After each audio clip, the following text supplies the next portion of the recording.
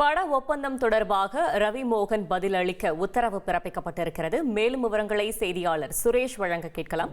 சுரேஷ் வணக்கம். இந்த உத்தரவு தொடர்பான முழு தகவல்களை சொல்லுங்க. வணக்கம். Bobby Touch Gold Universal Private Limited என்ற ஒரு பட தயாரிப்பு நிறுவனம் தரப்புல இந்த வழக்கு தாக்கல் செய்யப்பட்டிருக்கிறது. இந்த வழக்குல என்ன சொல்லியிருக்காங்கன்னா, ஒரு படத்துல நடிப்பதற்காக கிட்டத்தட்ட 15 கோடி ரூபாய் ஊதியமாக பேசப்பட்டு 6 கோடி ரூபாய் முன்பணமாக நடிகர் ரவி மோகனுக்கு வழங்கப்பட்டது. ஆனால் அந்த பணத்தை அவர் திருப்பி தராமல் சொந்த பட தயாரிப்பு நிறுவனம் துவங்கி அதன் மூலமாக ப்ரோகோட் என்ற படத்தை தயாரிக்க உள்ளதாக இந்த மனுவில் தெரிவிக்கப்பட்டிருக்கிறது.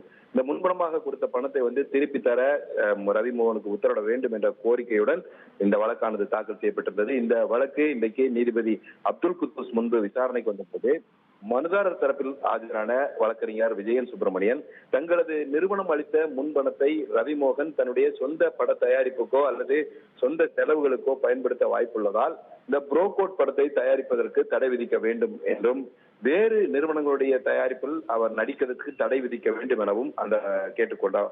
மேலும் 6 கோடி ரூபாய்க்கான உத்தரவாதத்தை நீதிமன்றத்தில் தாக்கல் செய்ய வேண்டும் என்றும் வழக்கறிஞர் விஜயன் சுப்பிரமணியன் கேட்டுக்கொண்டார்.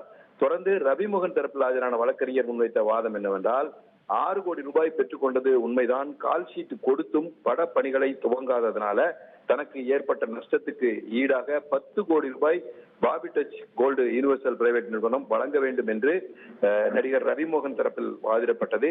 இதையடுத்து இந்த மனுவுக்கு பதிலளிக்கும்படி நடிகர் ரவிமோகனுக்கு உத்தரவிட்ட நீதிபதி விசாரணையை ஜூலை 23ஆம் தேதிக்கு தள்ளி வைத்திருக்கிறார்.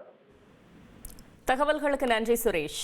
உங்கள் தந்தி ஒன் தொலைக்காட்சியில் தெனாலிராமன் தினமும் மாலை 6 மணிக்கு காண தவறாதீர்கள்.